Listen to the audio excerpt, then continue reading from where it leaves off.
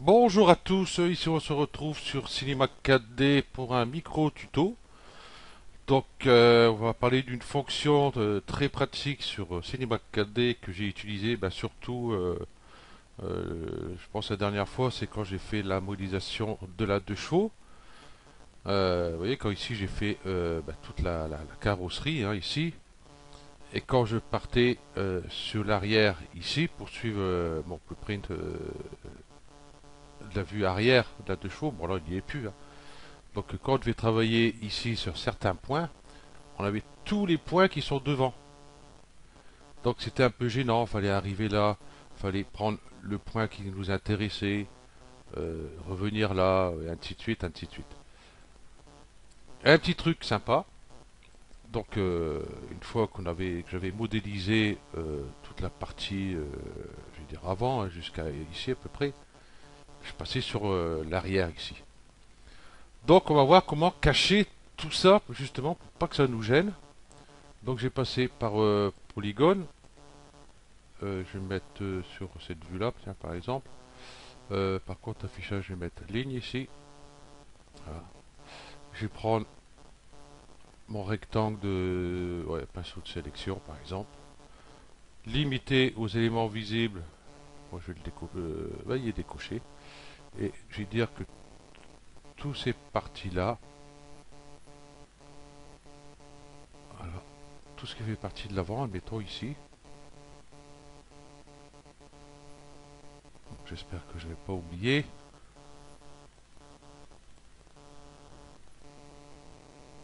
Voilà.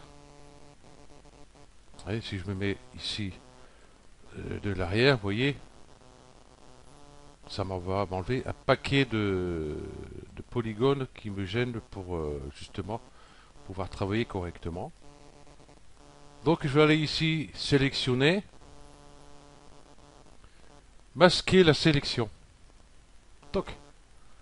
Et là vous voyez, ça commence à faire comme sur Blender, moi ici, hein, ça craint.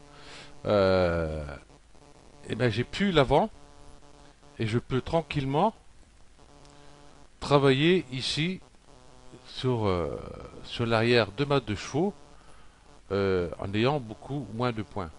Bien sûr, cette partie-là ici que je viens de sélectionner, ici vous voyez les contours, euh, ici tout ça, bon, c'était pas fait encore, hein. J'avais juste cette partie-là.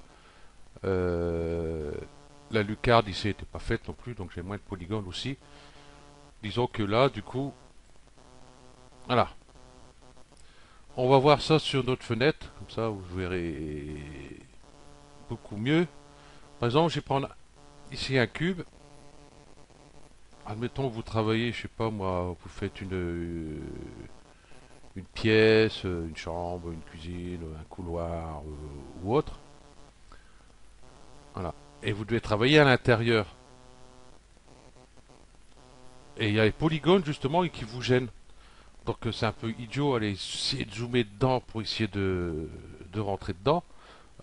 C'est un peu compliqué. Donc du coup, ce qu'on peut faire, on peut par exemple, je vais sélectionner. Ah, je fais le clic moulette moi. Par exemple, ces faces-là, pour pouvoir travailler correctement sur l'intérieur, faire sélectionner, masquer la sélection. Ah, et puis voilà, on peut travailler dedans. Une fois qu'on a fini, par exemple sur cette partie-là, qu'on veut passer sur l'autre partie justement,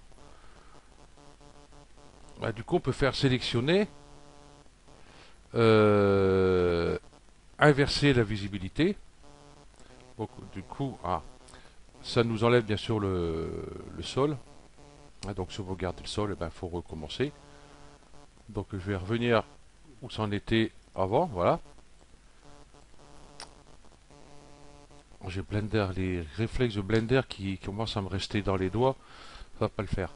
Voilà, une fois qu'on a fini, par exemple, on fait sélectionner, et ici, tout affiché. Voilà. Et par exemple, je vais prendre ça, ça, ça, sélectionner, inverser la visibilité, bah, du coup là il cache tout puisque on n'a rien caché, donc automatiquement, hein, voilà, on va prendre ces trois là. Donc sélectionner, masquer les éléments non sélectionnés. Donc ça va masquer les éléments qu'on n'a pas sélectionnés. Voilà. Et pour les faire venir toujours pareil, tout affiché.